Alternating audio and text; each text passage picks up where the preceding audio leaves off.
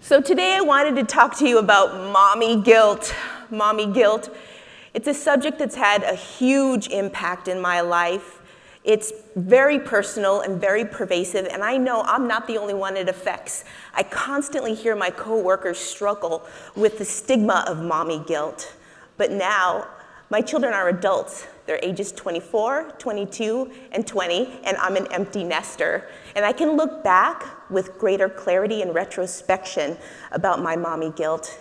And I want to share with you what it was like when my road to medical school was paved with the stigma and the self-reproach, the shame of mommy guilt. And I also want to be really considerate because I know not everyone in the audience is a parent. And I want to thank you for listening, and hopefully you'll find the themes of finding yourself divided between multiple commitments to be familiar.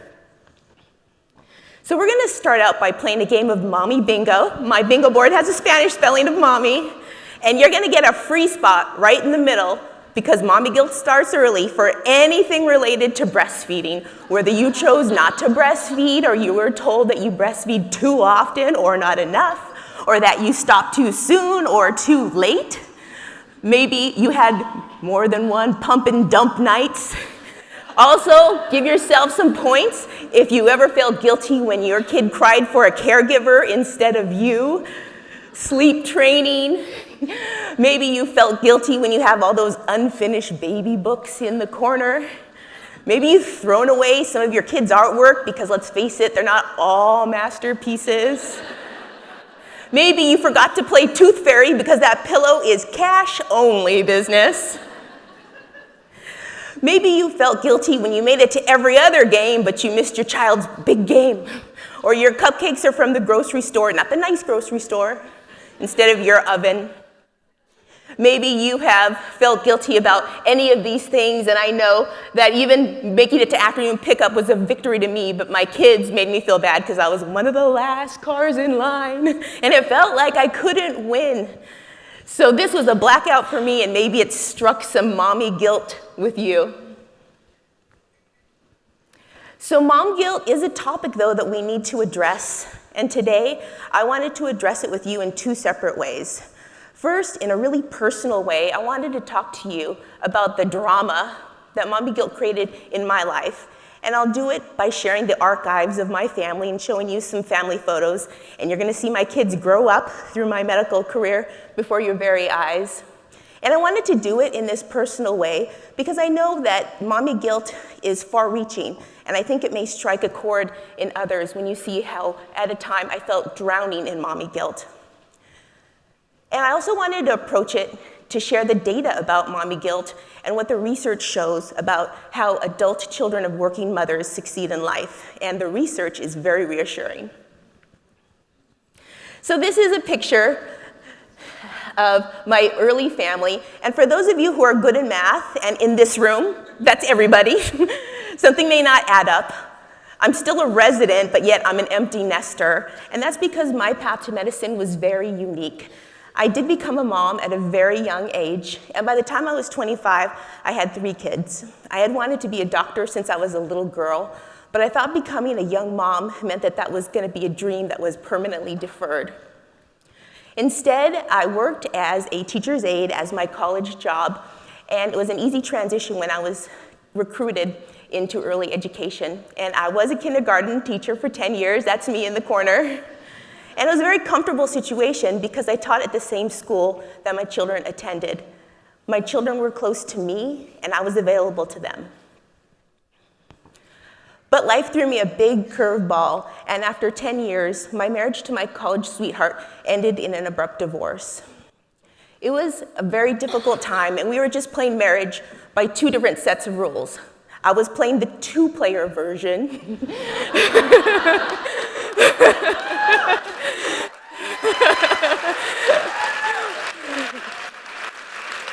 And my divorce weighed heavily on me, literally and figuratively, as you can see.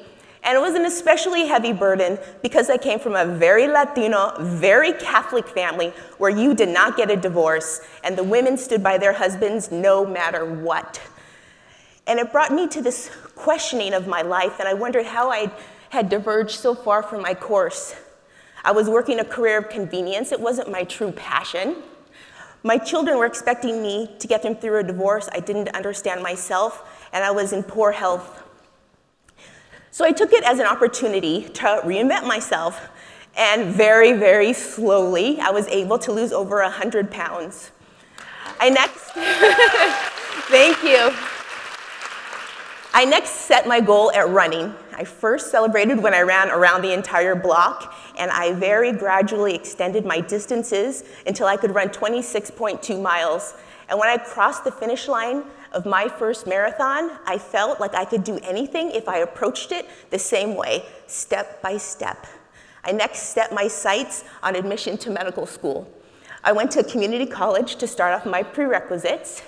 I became an EMT at my local hospital in Boyle Heights, California, where I saw health disparities occur before my very eyes. Ultimately, I gained admission at UC Davis Medical School, and I thought that this moment meant victory. That's what I thought, victory! But little did I know, the floodgates of mommy guilt were about to open. In my mind, the timing was perfect. My kids were entering high school, junior high, right about the time when you don't want to talk to your parents anyway. But my family and friends were full of negative opinions, and they did not hold back. My own sister told me, Rose, it is not your turn to pursue your dreams. It's your children's turn to pursue their dreams. And another family echoed these sentiments when she said, Rose, I just feel the need to serve as an advocate for your children. You going back to medical school will be detrimental to them. Worst off, my ex-spouse took me to court to gain full custody of my kids, and in the court paperwork it said that I had abandoned my children to go to medical school. Well, I was able to retain custody of my children, and I was able to go through medical school, but it was a tough road, and it was framed with all these negative thoughts, and I could see that resentment was brewing in my children. One day when I was studying at the kitchen table, my oldest daughter told me, you're like Cinderella in her glass coach. And what she meant was that I was visible, but not available. I was constantly studying. This may be familiar to some of the moms in the audience, but one Friday, my son sprung a science fair project that was due the following Monday, which also happened to be the big day of a medical school exam. And when I couldn't help him the same way that he had expected me to help him, he told me, all you do is study science, except when it comes to helping me. Then you don't have time. And my youngest daughter, she really struggled when she became the target of cyberbullying. I remember we went to a local park, she opened up to me, and she cried. And she said, Mommy, I need you to quit medical school. And I really, really considered it. But by that time, it was the end of my second year, and I was way too far in debt to not finish my degree. And so, instead, I decided to take a formal leave of absence, but that was a tough decision. Not only was I losing the continuity of learning, I was also losing the support of my classmates with whom I had built a really strong bond in the first 2 years of medical school. And the real doozy is that I had to pay tuition for every quarter of my absence to keep my spot. But the mommy guilt, it made me do it. I felt like I had no options. I questioned in my mind, was it not my turn? Is my ambition detrimental to my children? And those questions will bring us to some of what social learning theory tells us about employed mothers. Social learning theory tells us that children's behaviors are created when they observe and imitate others. And so as parents, we have this unique opportunity to shape our children's behavior through interactions that take course over many years. And so when working mothers advance in their careers, their children are watching.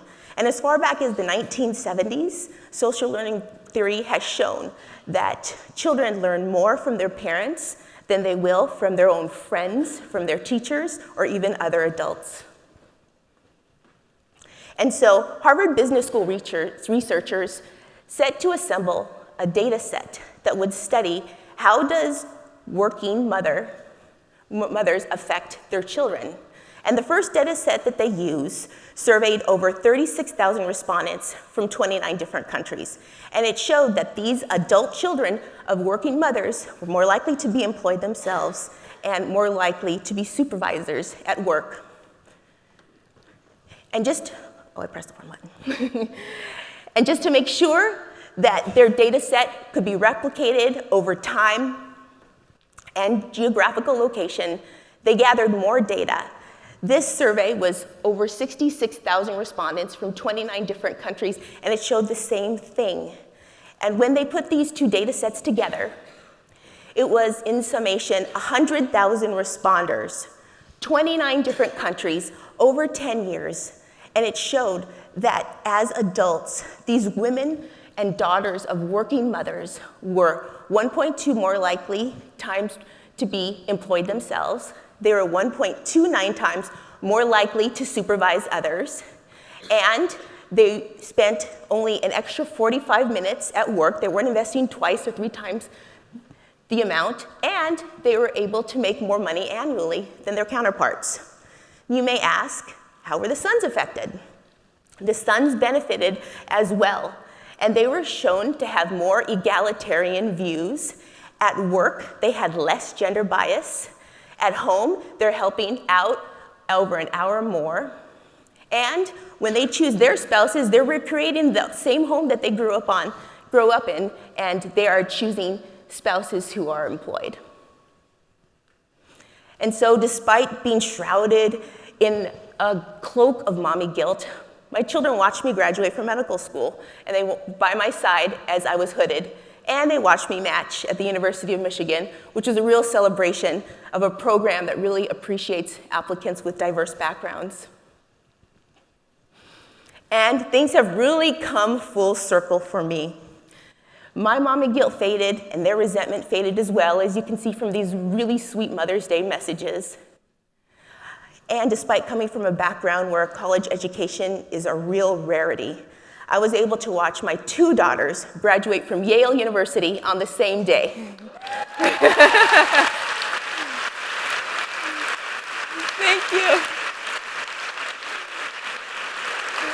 My daughter Marina graduated with her master's in public health, and my daughter Lily graduated with her bachelor's of science. And my son has done well.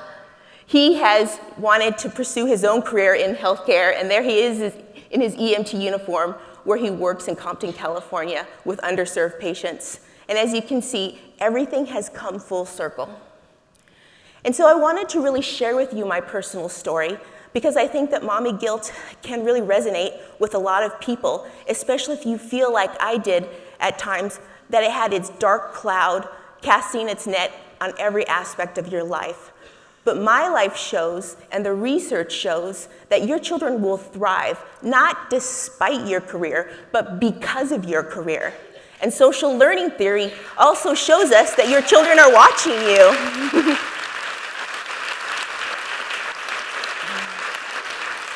Your children are watching you as you succeed in a career where women are underrepresented. Your children are watching you fight for gender equality. Your children are watching you overcome multiple struggles, and your children are watching you make sure that you have the time and the resources to advocate for the advancement of women by making sure you attend conferences like these. And so I just wanted to say to you today that you can breathe a sigh of relief and to say goodbye to mommy guilt for good. Your children will thrive. Thank you.